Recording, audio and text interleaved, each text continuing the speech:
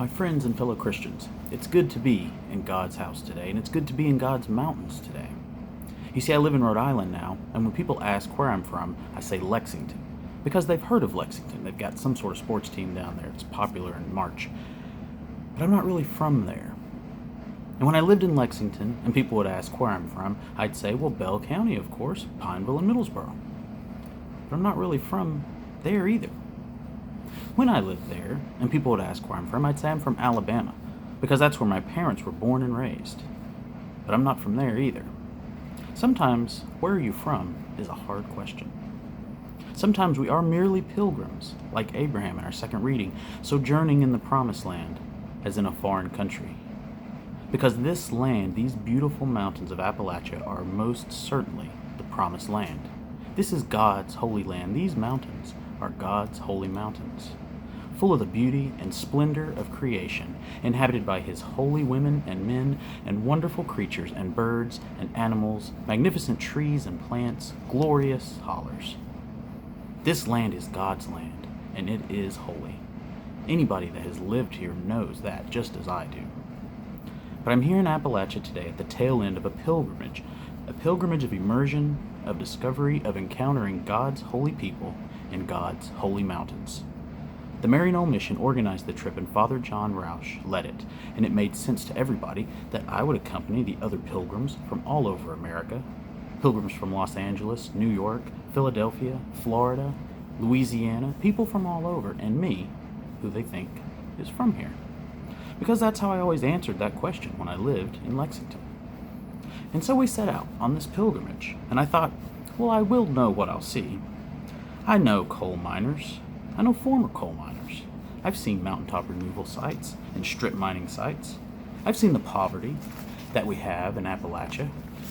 I thought I knew what to expect. This was a hard trip for me, because whether we believe in climate change or not, and whether we believe in renewable energy or not, whether we are friends of coal or not, the real effects of coal extraction on real people and on God's mountains are hard to ignore. And it's a complicated issue, especially here in God's holy land.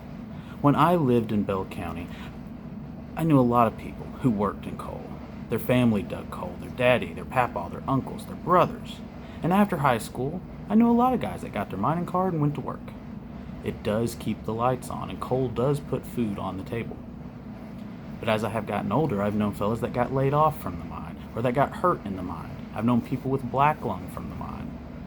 Of course, it's easy when I'm living in Rhode Island, where there ain't no coal, on an island that generates 100% of its electricity from great big windmills out in the ocean. It's easy for me to forget all about coal. That's a problem for those people down there. Far be it from me to try to figure out the coal dilemma, I think.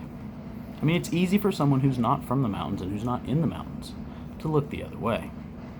This pilgrimage made it awfully hard, and today's gospel makes it awfully hard. Because you see, today's gospel is about not looking the other way.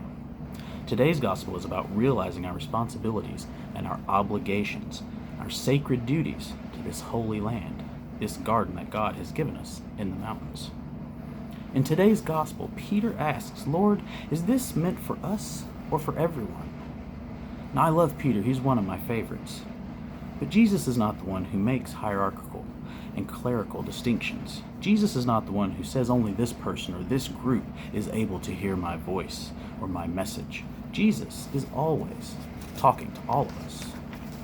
And Jesus tells the parable of the steward, the faithful and prudent steward who takes care of the master's property, the faithful and prudent steward who takes care of the master's people, the master's animals, the master's lands. Blessed is that faithful steward, Jesus says. And that is the type of steward that we all hope we will be. It's the type of steward that we hope we will have to care for God's creation, God's promised land that he has blessed us to inhabit. But I'm afraid that we have not always had that type of steward. One of the pilgrims on our group, a gentleman from Buffalo, made the point that people didn't start off with the plan of poisoning people's water. They didn't come into this thing planning to destroy God's mountain. And I think he might be right. Maybe we've had more of the second type of servant that Jesus speaks of, the one who is ignorant of the master's will. Maybe that's what we've had, ignorant stewards who didn't know some of the adverse effects of coal extraction. But as I was sitting in a boardroom the other day at the electric company, listening to some kind of steward talk about generating only 1% of their electricity with solar power, and I was staring at the portraits, $1,000 portraits at least, I'm sure, of 5 smirking, rich old white men, it occurred to me that the kind of person who could pose for hours for a painting that costs thousands of dollars to put in a boardroom, it's not even the real boardroom, it's the one you bring visitors to on the first floor. The person who could do that probably doesn't give a hoot about adverse effects and collateral damage. You see, do you know where I'm really from? Daejeon, South Korea. I lived there until I was 15 years old. I grew up there, really, and in Daejeon, South Korea, well, in the whole country of South Korea, in the 80s and 90s anyway, the one thing that you could not do was drink the water. They told us it had tuberculosis in it and TB will kill you. But they also always told us, all us little Americans living in a foreign land, that when you get to America, you can drink the water right out of the tap. I mean, nowadays it's better out there in the world. Mostly it's only third world countries that can't drink their water. These days, third world countries and Martin County, Kentucky. You see, mining sunk a lot of the wells in Martin County and it poisoned some of the others. Corruption and greed have kept clean water lines from being put in going on 11 years now. They're told to only use the tap water to flush the toilet, not even to shower or launder, not to cook with, and definitely not to drink. And now they're also not supposed to drink the orange water that's coming out of the retention ponds over at Fleming Neon from the active mines in Letcher County. Now, I don't know if that's why they call it Fleming Neon, but that water is neon orange, and I wouldn't drink it, nor anything out of the creek that it's running into, or anything out of the river that the creek runs into. You see, I believe that when God created this earth and separated the lands from the oceans and put springs and streams and creeks and rivers and lakes of water on this earth, on this land, He meant for us to drink it. The places on the earth where we're not supposed to drink the water by God's design don't have water on them, they're deserts. God put this water here for us to drink, and I believe, like Jesus talks about, at times we have been ignorant of His will, but at other times we've known what we're doing and not acted in accord with God's will. We haven't always been good stewards. Now, of course, it's not all bad news from God's mountains. The black gold is gone from a lot of areas, and it will be gone soon enough from the rest, leaving behind a complicated legacy. Poverty, extreme poverty, is one of the things that fills the mountains once the coal is pulled out of it. And one of the symptoms of extreme poverty is extreme drug use. I was privileged to meet some ladies from Hope in the Mountains, a drug rehab program for women. It's faith-based, and they are doing extraordinary things for some of our sisters in the mountains who are struggling with addiction. I also had the pleasure to visit St. Vincent's Mission, who is providing a host of services for those in need in David, Kentucky.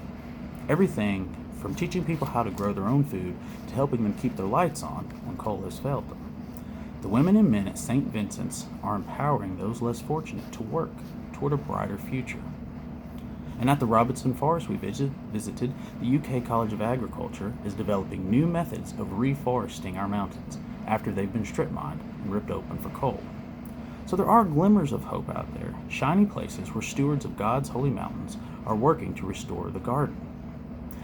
And I know that there are many other good things that I haven't seen, that I didn't see when I lived here, and that I haven't seen now.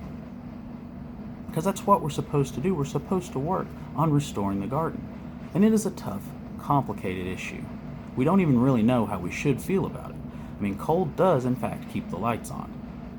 All except for the 1% that clown talked about at the electric company. Coal keeps the lights on, and coal built a lot of the churches and the schools, the hospitals, the libraries, the roads, and on and on and on. Coal did all that. Some of them people ain't got no water, and some of them mountains ain't got no tops. And I don't think that's what God had in mind for His garden when He left us in charge. And maybe we were ignorant at one time, but we're not anymore. We can't pretend that the coal industry is all rainbows and unicorns. We can't pretend that there's no adverse effects, no collateral damage. We can't pretend that our problems in the mountains aren't related to coal. We have to stop pretending that we can't see it. And it's hard. But as Jesus said, much will be required of the person entrusted with much, and still more will be demanded of the person entrusted with more. God has entrusted us with so much here in this beautiful, wonderful place. And ever how things got the way that they've gotten, it's up to us, the people of God, to work together toward fixing our mess. And we can do it because that's what I really learned on this pilgrimage in one of my many homelands. I learned that the people here are strong and resilient and capable of anything that they set their minds to. So let's set our minds to protecting and restoring that which has been entrusted to us. Let's set our minds to fixing what's broken, both environmentally and socially. Because let's face it, we are all connected. We're all God's people. We're all here together in God's holy mountains.